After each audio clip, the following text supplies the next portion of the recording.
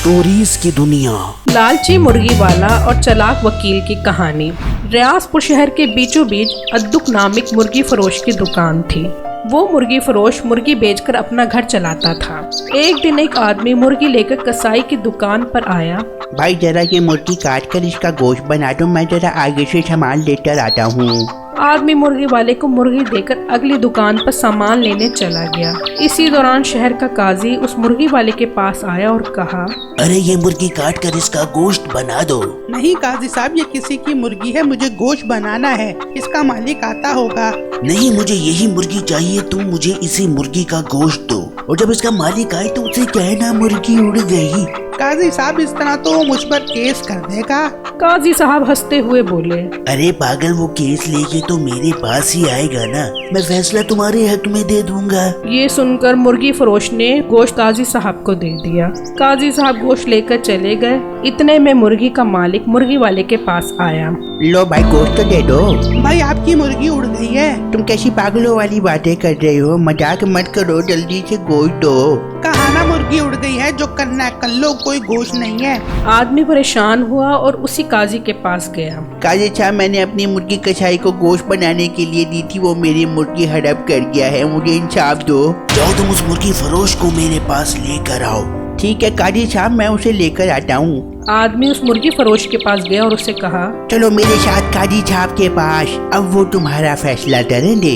मुर्गी वाला हंसते हुए बोला, ठीक है, चलो चलो, जो करना है कर लो। आदमी मुर्गी वाले को लेकर काजी साहब के पास जा रहा था कि रास्ते में दो लोग आपस में लड़ रहे थे। मुर्गी वाला इन्हें छुड़वाने के लिए गया तो मुर्गी वाले की एक उंगली एक आदमी की आंख पर लग गई और उसकी आंख फूट गई। तुमने मेरी आंख फोड़ी है, मैं तुम्हें नहीं छोड़ूंगा। भाई मैं इसे काजी साहब के पास लेकर जा रहा हूँ, तुम भी मेरे साथ चलो। हाँ चलो। अब मुर्गी वाले के खिलाफ दो लोग हो गए। मुर्गी वाले ने देखा तो वो डर कर भागा और एक खम्बे पर चढ़ गया। खम्बे के नीचे एक बूढ़ा आदमी खड़ा था। इतने में मुर्गी वाले का पाँव फिसला और वो उस बूढ़े आदमी पर गिर गया और बूढ़ा आदमी मर गया। तुमने मेरे बाप को मर दिया है, मैं तुम्हें नहीं छोड़ूंगा। भाई मैं इसे काजी साहब के पास लेकर जा रहा हूँ, आप भी हमारे साथ आ जाओ। अब तीन आदमी मुर्गी वाले के खिलाफ हो गए और तीनों अपना मुकदमा लेकर काजी साहब के पास पहुँचे। काजी साहब, इसने मेरी मुर्गी हड़प कर ली है। काजी साहब, इसने मेरी आंख फोड़ दी है। काजी साहब, इसने मेरे बाप को मार दिया है। काजी साहब ये सुनकर हैरान रह गया कि मामला तो सिर्फ एक मुर्गी का था, अब ये दो केस और कहां से आ गए। काजी ने दिल में सोचा, मसला तो हल करना ही पड़ेगा। पहले तुम बताओ तुम्हारी आंख कैसे फूटी। काजी साहब, मेरी एक आदमी से लड़ाई हो रही थी, ये आदमी आया और उसने मेरी आंख फोड़ दी, मुझे इंसाफ दो। काजी साहब बोले, एक तो तुम लड़ रहे थे, ये तुम्हारा जुर्म है, अब तुम इंसाफ चाहते हो तो तुम भी इसकी एक आंख फोड़ दो। ठहरो, इसकी एक आंख फोड़ने से पहले तुम्हें अपनी दूसरी आंख भी फोड़वानी पड़ेगी, फिर ही इंसाफ पूरा होगा। ये सुनकर आदमी गुस्से से बोला, रहने दो काजी साहब, बड़ा आपका इंसाफ, मैं अपना केस वापस लेता हूँ। अब तुम बताओ, ये तुम्हारे बाप पर किस तरह से कूदा। काजी साहब, इसने खंबे से मेरे बाप पर छलांग लगाई और मेरा बाप मर गया। ठीक है, तुम भी उसी खंबे पर चढ़कर इसके ऊपर कूद जाओ। काजी साहब, अगर ये इधर उधर हो गया तो मैं तो मर जाऊंगा, ये मेरा मसला नहीं। अगर तुम बदला लेना चाहते हो तो ऐसा करना पड़ेगा। रहने दो काजी साहब, मुझे इंसाफ नहीं चाहिए, मैं अपना केस वापस लेता हूँ। मुर्गी मालिक ने जब दोनों के फैसले सुने तो वो बोला, काजी साहब, जितना अच्छा इंसाफ आपने इन दोनों के साथ किया है, मुझे उम्मीद है मेरे साथ भी ऐसा ही इंसाफ करोगे, इसलिए मुझे इंसाफ नहीं चाहिए, मैं अपनी मुर्गी माफ करता हूँ। नतीजा, अगर आपके पास काजी को देने के लिए मुर्गी है तो फिर वो भी आपको बचाने का हर हुनर जानता है। एक दफा का जिक्र है, जामपुर नामी गांव में एक किसान अपनी बीवी के हमरा रहा करता था और एक टिंकू नामी बंदर भी इसके साथ रहता था। किसान बहुत गरीब था। आप कुछ कमा कर क्यों नहीं लाते, घर में खाने के लिए कुछ नहीं है। मैं कहाँ से कमा कर लाऊं, मेरे पास काम करने के लिए कुछ नहीं है।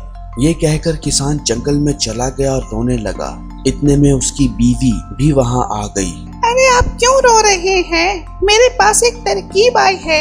किसान परेशान हुआ और उसने पूछा, तुम्हारे जहन में क्या तरकीब आई है? मेरे पास 30,000 रुपए हैं जो मैंने जमा किए हुए हैं। इन पैसों से हम एक गाय लाते हैं और उसका दूध बेचकर तो हम अच्छा गुजारा कर सकते हैं। किसान को उसकी बात बहुत अच्छी लगी। हाँ, तुम ठीक कह रही हो, हम आज ही गाय खरीदने जाते हैं, उसका दूध बेचकर तो अच्छा गुजारा कर सकते हैं। दोनों मियाँ बीवी गाय लेने के लिए पहुँचे। भाई ये गाय कितने की दे रहे हैं? 60,000 रुपए की बेच रहा हूँ। लो पैसे दो और ये ले लो। किसान 60,000 रुपए सुनकर परेशान हो गया क्योंकि उसके पास सिर्फ 30,000 रुपए थे। नहीं भाई, ये तो बहुत महंगी है। मेरे पास तो 30,000 रुपए हैं। तुम मुझे 30,000 में ये गाय दे दो। ये सुनकर मालिक को बहुत गुस्सा आया। तुम्हारा दिमाग खराब हो गया। दिमाग खराब हो गया। जाओ यहाँ दफा हो जाओ। किसान गाय मालिक की बात सुनकर मायूस हो गया और दोनों ने फैसला किया कि गाय तो इतने पैसों में नहीं मिलेगी, हमें घर जाना चाहिए।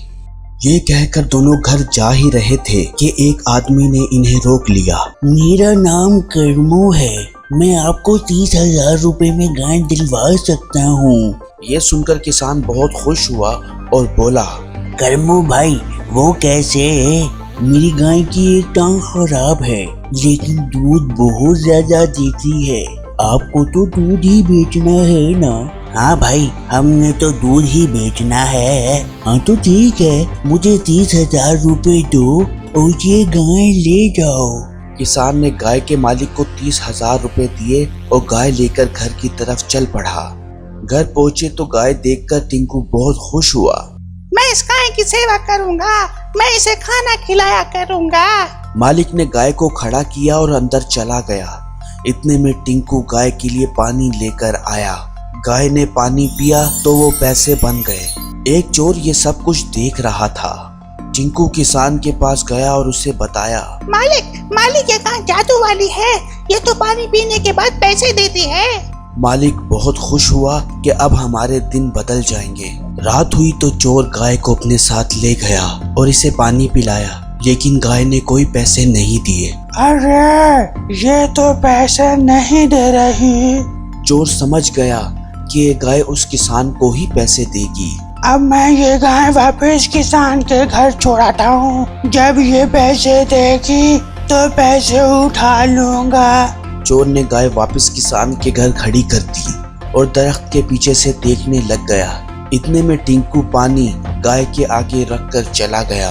गाय ने पानी पिया तो वो फौरन पैसे बन गए। चोर ने पैसे उठाए और वहां से चला गया। कुछ देर बाद टिंकू वहां आया तो देखकर हैरान हो गया कि उस बोल में पैसे नहीं थे। टिंकू किसान के पास गया और बोला, मालिक, अब इस थाली में पैसे नहीं हैं। लगता है चोर पैसे ले गया है। किसान के जहन में एक तरकीब आई। अगले दिन टिंकू पानी रखकर दरख्त पर चढ़ गया और देखने लग गया कि कौन पैसे लेने आता है। गाय ने पानी पिया तो वो फौरन पैसे बन गए। इतने में एक चोर आया और पैसे लेकर चला गया।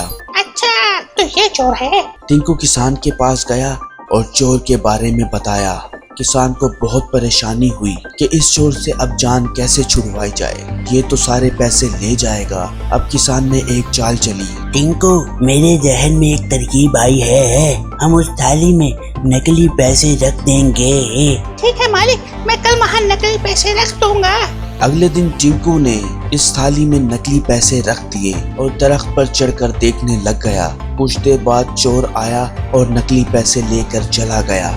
टिंकू किसान के पास गया और कहा, मालिक, वो पैसे ले गया है, मगर ऐसा करने का क्या फायदा होगा? किसान हंसने लगा और कहने लगा, तुम देखना, अब ये चोर नहीं आएगा। जब ये बाजार जाएगा पैसे लेकर तो इसे मारेंगे। मालिक, बहुत अच्छा सहन पाया है आपने। ये तो बहुत अच्छी तरकीब थी। अगले दिन चोर पैसे लेकर दुकान पर गया। दुकानदार ने चोर से पैसे लिए और गुस्से से बोला, ये तो नकली पैसे हैं, तुम मुझे नकली पैसे दे रहे हो, मैं तुम्हें नहीं छोड़ूंगा। चोर ने ये सुना तो फौरन वहाँ से भाग गया और फिर दोबारा वहाँ आने की हिम्मत नहीं की और फिर किसान हमेशा के लिए सुखी हो गया। देखा दोस्तों, अगर हम मुश्किल वक्त में थोड़ी सी भी समझदारी से कोई काम लें तो हमें बहुत फायदा हो सकता है और हम बड़े से बड़े चोर और दुश्मनों से अपनी जान छुड़वा सकते हैं।